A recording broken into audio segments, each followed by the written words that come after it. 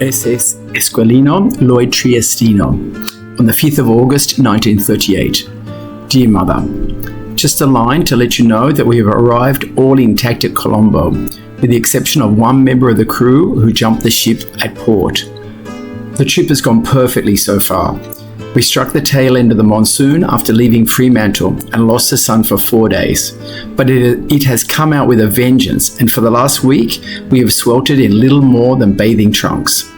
Luckily, there is a splendid bathing pool on board, run up in a few hours and larger than the usual counterpart on the Orient boats. The crossing of the equator ceremony went off without a hitch. Cloudless sky, light breeze, first-class cast. Each of us neophytes received a most artistically got-up certificate of initiation from the captain. The chef and captain excelled themselves at a gala dinner at night, the chief d'oeuvre of which was a huge deep-sea fish cooked whole and carried in by 4 stewards. Weighed 60 pounds and was superbly set up with lobsters crawling all over it. Capped with Italian champagne, followed by a carnival dance, in honour of which I put on my white tie. It is infra-dig to wear a dinner jacket to dinner. The only consistent wearer of one is a Paka Sahib wing commander, whose affair with his sister is reaching an interesting stage.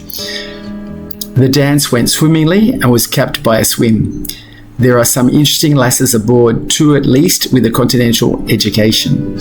Miss Moyne, incidentally, is a pain in the neck.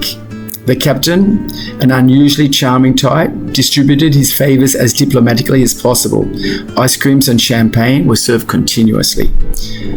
Most of the passengers had crossed the equator line previously on many occasions, and all agreed that the whole day, in every detail, was far better organised than similar occasions on any other line.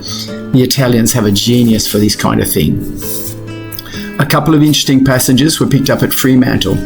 A Dutch violinist who had just completed a tour with a broadcasting commission, friend of Norman Lindsay, first-rate chess player, who had some very interesting revolutionary literature, a Dr. Badham prototype of an empire builder with his white shorts and pipe, grandson of Badham, who practically founded Sydney University, was its first professor of classics and English, and uncle of Eleanor Dark.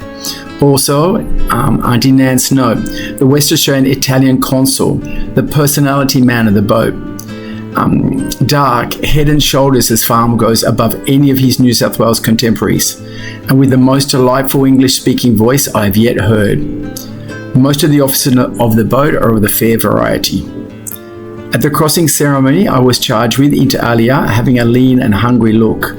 If so, I must have been emaciated when I came on board. I'm one of the few persons who haven't missed a meal and am feeling extraordinarily fit. Tons of fruit, especially pineapples and oranges. Had my first garlic tonight. Intrigues are developing prolifically under the influence of the tropics. The most promising at present is the one between the grave digger and the blessed damsels. P.S. Your letter to Fremantle arrived at Colombo this morning. Love, Terry.